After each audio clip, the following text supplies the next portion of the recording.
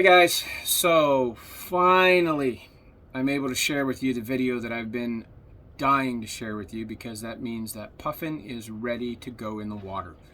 So I'm here on the boat today. It's a Sunday. She goes in on a Tuesday. I'm just making sure that everything's ready to go. Checking the bilge pump, both on manual and automatic switch. Making sure that the manual bilge pump, the hand pump in the cockpit is working well. Topping off the batteries, making sure they're charged up.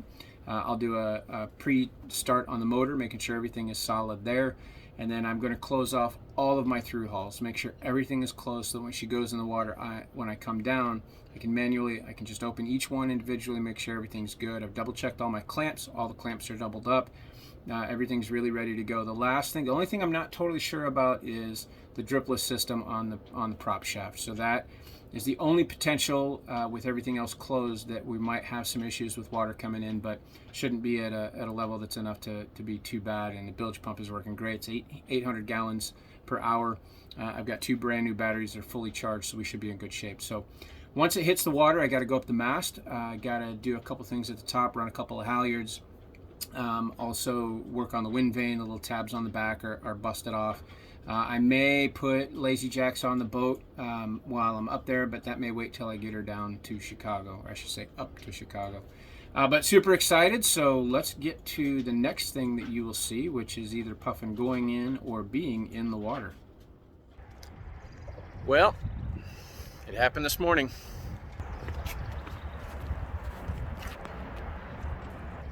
She's on the water. Let's check her out.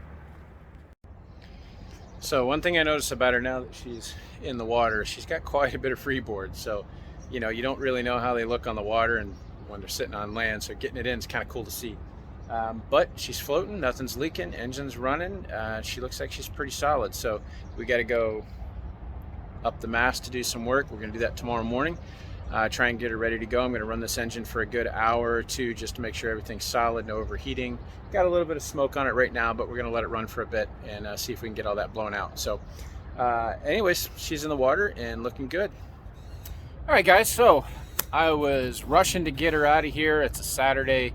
Had to deliver another boat this morning, an old Morgan 42, and that went a little bit longer than I thought. So I came down to get things going on Puffin, and I was just told by the the dock master here that 92nd Street Bridge is down. So it means I can't get out of here till tomorrow morning, which is okay. Maybe it's a little bit of providence, because what I'm going to do is go ahead and back up the mast, because I need to add a restrainer for the halyard, because what's happening is the halyard is wrapping when I go to furl. So I'm going to take the time to go ahead and go up and do that. While I'm up there, I'm going to put on a couple of blocks for lazy jacks. I'll show you how I set up my lazy jack systems on this boat, because I want to be able to pull them to the mast after I raise the sail in case I want to do any racing. So going to climb the mast. I was up there a couple days ago. Time to go right back up. So let's get to it. All right, guys, so let me show you what I use to do these mast climbs. So this is made by ATN. It's the top climber. I've been very happy with this. I've been using it for about 8 years. Basically, it is, you have your foot straps, you got your seat. You stand up on your foot straps, and then you push that up, and you sit down. Then you bring these up. Then you stand up, come up, and you basically just climb your way all the way to the top. Now, a couple things when I'm doing a mast climb, I check all of my fittings every single time. I check my knot at the top every single time. Only 2 halyards. If it's a single halyard, then I just pay the yard to come out and use the cherry picker to go up and run a second halyard. I will never go up with just 1 halyard. And then make sure everything's tight and be safe. I'll run a messenger line down onto the deck, so that if I need to drop anything down to the deck, I can do it easily. And then any lines that I need to take up with me, I'll tie off, I'll take them up and run them down through. So it's not difficult to do, but you got to be safe. You got to make sure that you're not taking any chances. You don't get a second chance if you fall from 30 feet up. So.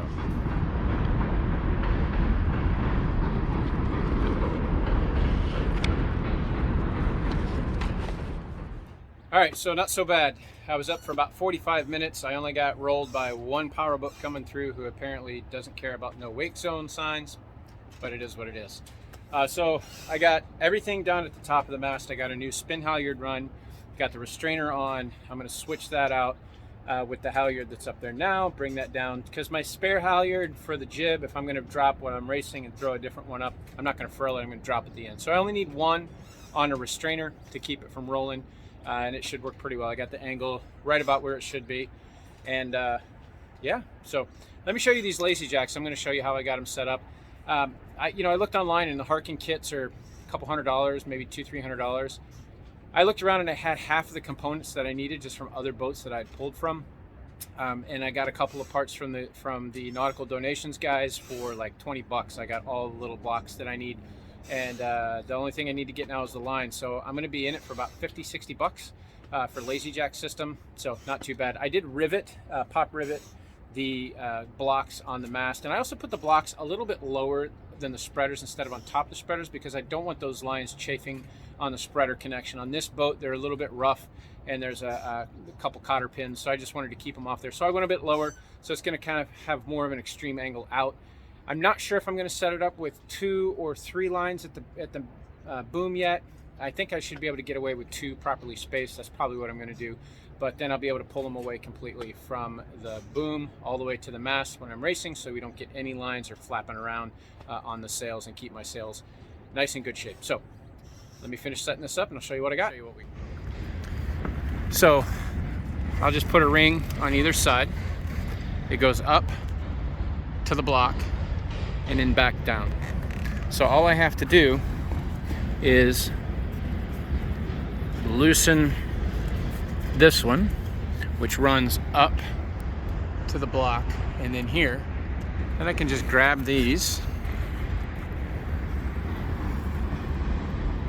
put them there, and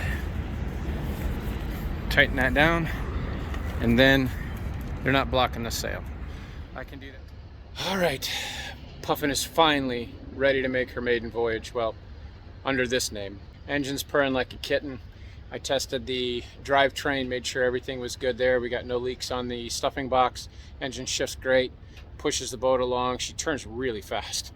But yeah, we're ready to go. So tomorrow morning, bridge will be fixed, and we'll get this girl out of here and get her on the water and get the canvas up and let her do what she's supposed to do. You're looking ready.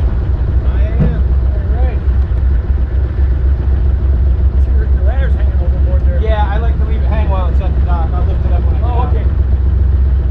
That way, if for some reason I fall in, I can actually climb up.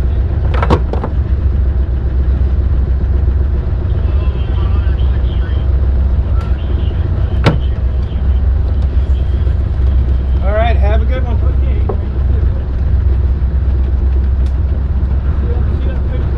Thank you.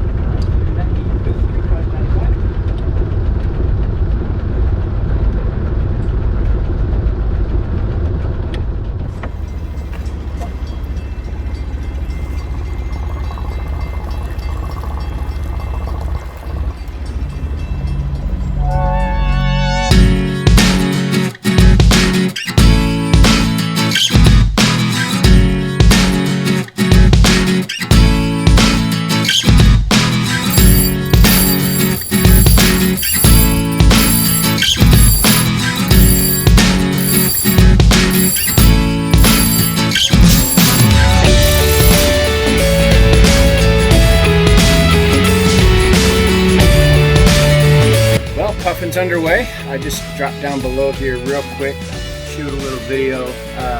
Conditions are crazy up there. I mean, I don't know how the boat's staying together. We're doing 2.9 knots and about 5 knots. So, yeah. Anyways, water's nice and flat. We're headed up to Chicago. It's about a 10-mile total trip, and I'm about 3 or 4 miles into it. So it's gonna take a couple more hours, but the spinnaker's up. The Gennaker, I should say, is doing great. It's a little too tall, so I'm gonna have to figure out a few things. I might just put a small bowsprit on the boat, and that should take care of it. But overall, we're in good shape. We're sailing, and we're getting there.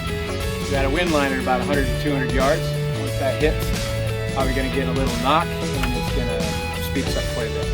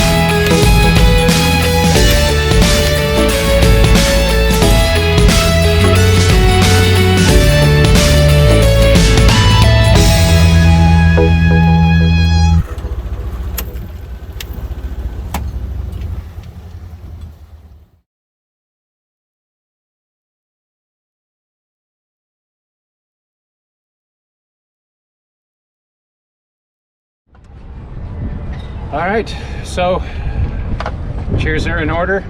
Puffin is to her summer home. Now the real work begins. Cheers.